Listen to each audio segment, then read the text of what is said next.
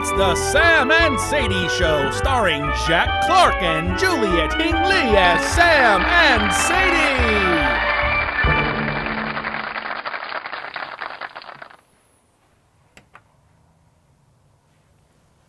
Oh, hello folks. Beautiful day out today. Me, I'm just getting home from work. Well, not exactly from work.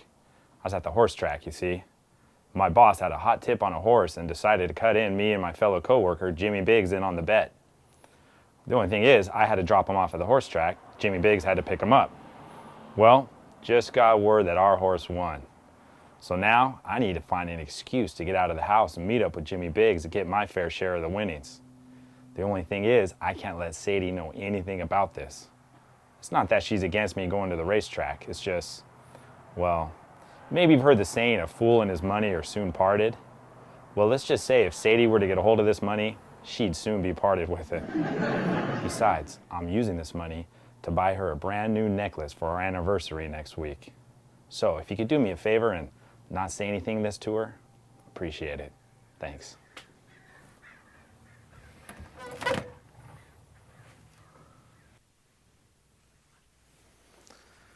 Hello, sweetie. You look nice today. Mwah. Is that today's meal? Yes, dear. Anything interesting? Not really. Just all these overdue bills. Those are all overdue bills? That's impossible. Let me see that.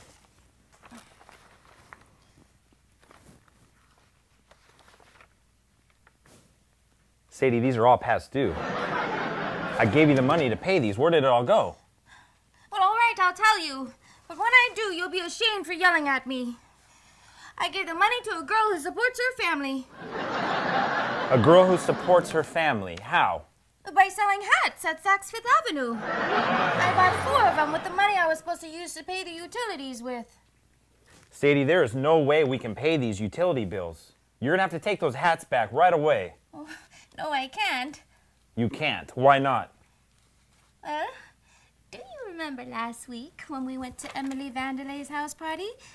And, well, her and I were both wearing the exact same scarf? Yes.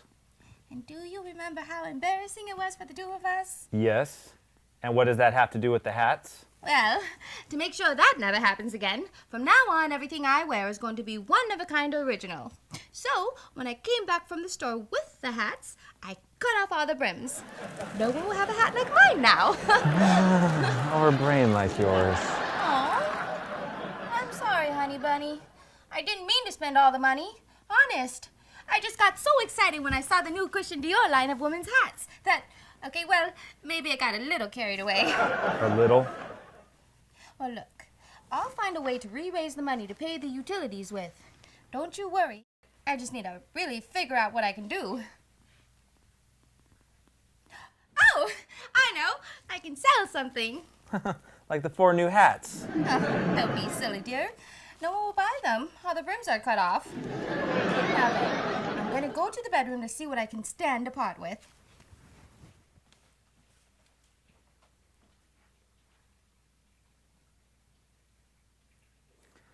So, it looks like I know what I'm spending that track money on now. Guess that anniversary necklace is going to have to wait another year. Hey, this does give me a reason to get out of the house, though. I wasn't supposed to meet Jimmy Biggs until later tonight, but I don't think an excuse this good is going to come up again. I'll stop off at the flower shop and kill some time. Not as nice as a necklace, but Sadie will still appreciate it. So, did you find anything to sell? No, I couldn't find a thing to sell. Sadie, you have 2 closets full of clothes. You couldn't find one thing? Nope, not a thing. It's all right. You don't have to sell any of your things. In fact, I figured this whole thing's my fault anyways. Your fault? That's right. I had the money to pay these bills. Instead, I pushed all the responsibility off onto you. I shouldn't have done that. I had the money, should have just paid it. In fact, I'm going to go out right now and raise this money again. How will you do that? Don't know, honey, but I'll think of something. Love you. Love you too, dear.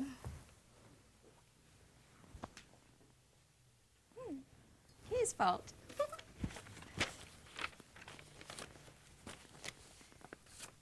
Won't pay that.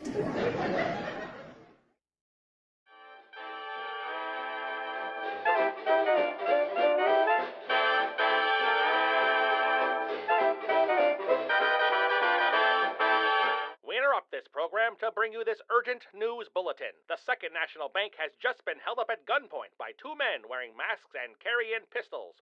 One of the culprits has been identified as mob boss Big Jimmy. The second armed man has yet to be identified. Please be on the lookout and do not approach. These men are considered armed and dangerous. If spotted, please contact your local authorities. We return you now to your local radio station. Oh, gee. I hope Sam's all right. With those two gangsters on the loose, no one's safe. Oh.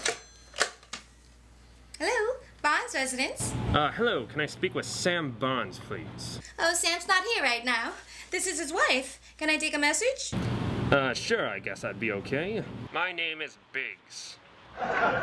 Jimmy Biggs. I have the share of his loot that the bosses divvied up between us, but I won't be able to meet him on time at Finnegan's restaurant at 7 o'clock. Can you tell him to meet me at the bar across from the horse tracks instead? The bar next to the horse tracks? Yeah, that's right. Same time, 7 o'clock. Listen, I've got to go. I'm on a public phone right now, and there's police sirens going off everywhere, so it's really hard to hear you. Better get somewhere where it's safe. Okay, all right, goodbye. Oh my goodness.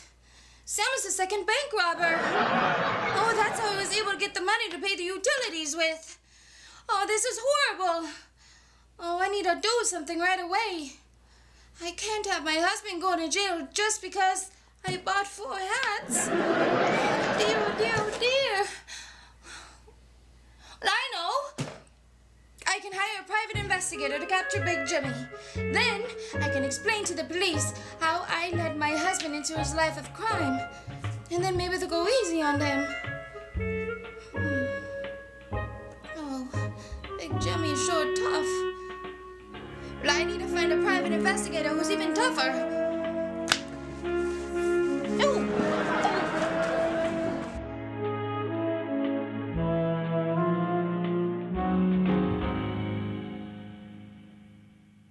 Hello, is this the office of Rudy Tallman, private investigator? Yes, it is. I'm Rudy Tallman's secretary, Trudy. Oh, hello, Trudy. Can I speak with Rudy? Sure. Rudy, you got a visitor! Oh, not now, Trudy. I'm in agony.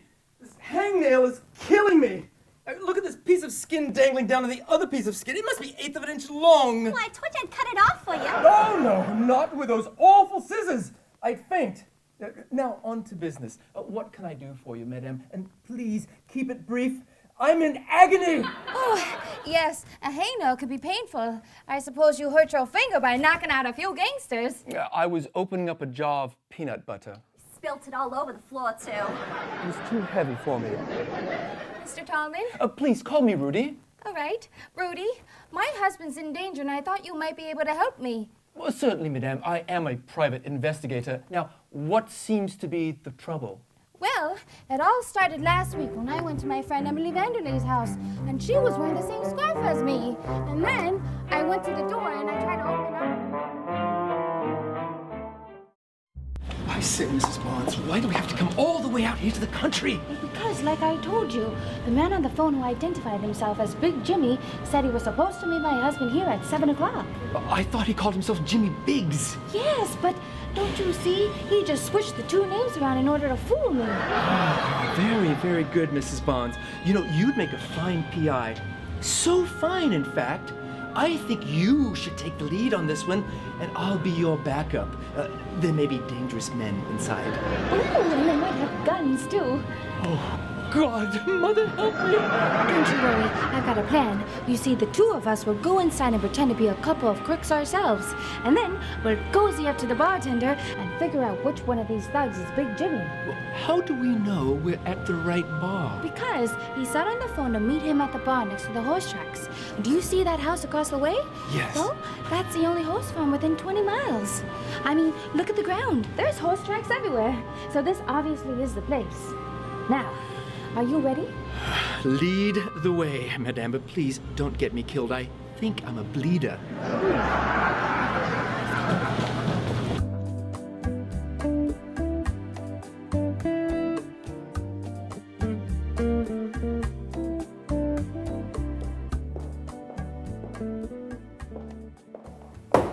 Hey, you, bartender. Let's get some service here. Yeah. All right. What'll it be? I'll have a beer. What kind? A root. Now get a move on and stop flapping your trap. Yeah, you're pretty tough, ain't you, baby?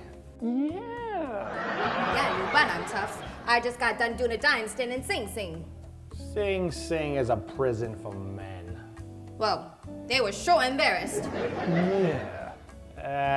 Go on, beat it. You're a couple of phonies. Yeah. One more wisecrack out of you, and I'll have my boy here take you for a ride.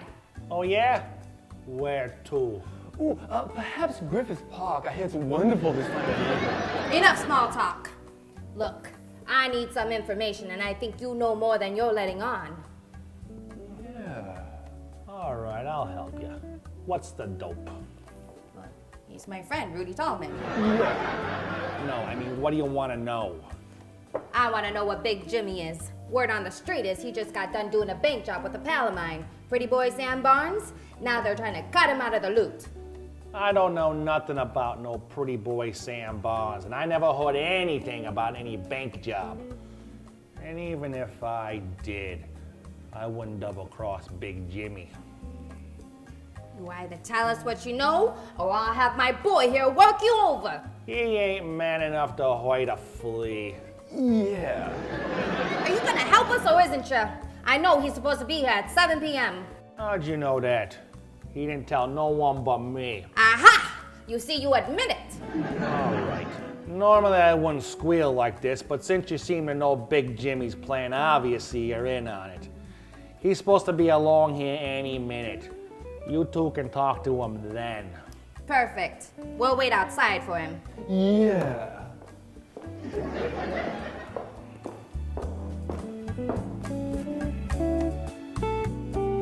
Oh, thank heaves that's over with. I haven't been that unnerved since I was 12 years old, and I drank milk that was a day past the expiration date. My knees were knocking a beat so hard, I thought a conga line was going to form. Well, you did such a great job in there, Rudy. We really had them believing we were gangsters. And now we know for sure that Big Jimmy is in there at 7 o'clock. Now, the only thing we need to do is find a payphone so we could call the police and have them pick him up. Yes, fantastic. And after you do that, call me an ambulance. I'm feeling a bit dizzy. Oh, Mummy. Oh, are you all right?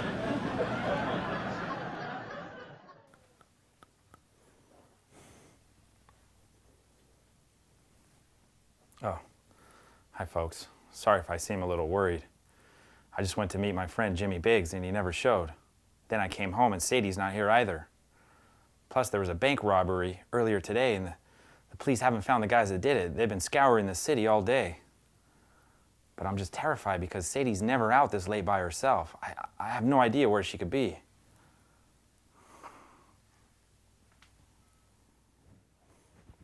Sadie, there you are. Where have you been? I've been worried sick about you. Oh, I think the better question is, what were you thinking? What was I thinking about what? Oh, don't try to answer my question with a question that answered your question with a question. I know what you did, and you should be ashamed of yourself. Sadie, what'd I do? Your friend called earlier today, told me about your little fiscal scheme. So you heard about that money I won, huh? Won? Don't you mean stole? Stole? Now wait a minute. Sure, my boss had a hot tip, but everything we did was on the up and up. Oh, don't you lie to me, Sam Barnes. I know that you robbed the Second National Bank with your friends, just so you can have money to pay the utilities with. It was all over the news. Well, and now In fact, your old friend, Big Jimmy, just got arrested 30 minutes ago. Big Jimmy, the mob boss? Well, that's right. You should know better than to keep company like that. Sadie, sit down, please. Listen, Jimmy Biggs and Big Jimmy are two completely different people. Jimmy Biggs is my coworker down at the office. Big Jimmy is the underworld crime lord. And I just went to meet Jimmy Biggs to get my half of the winnings from a horse race that we bet on today, but he never showed. Oh, that makes so much more sense now. Well, you see, when your friend, Jimmy Biggs, called earlier today, he wanted me to tell you that he couldn't meet you at the original destination. Instead, he wanted you to meet him at the bar next to the horse tracks. But I didn't know he meant racehorse tracks. I thought he meant the horse farm in the country. And that's where I was tonight. So wait, you drove all the way out to the country to meet Jimmy Biggs? Oh, not quite. I went there looking for Big Jimmy, and I found him. I called the police, and they arrested him, and now my picture is going to be all over the newspaper tomorrow. It was quite the evening. Sadie, you gotta promise me you'll never do anything like this again. You can't be messing with these gangster guys. They mean business. I would die if anything ever happened to you. And it is partly my fault. I'm sorry for keeping this winning track money a secret from you. I promise I'll never do it again. And don't you worry about this utility money. I'm gonna use that track money to pay those bills off. Oh, don't you worry, dear. I have the utility money right here. Ooh, that's a lot. Sadie, where'd you get all that money? From the police. Apparently, there was a reward for any information leading to the capture of Big Jimmy. Wow, it keeps going. Well, anyway, I'm going to bed now. Being a private investigator is sure exhausting. Good night, dear.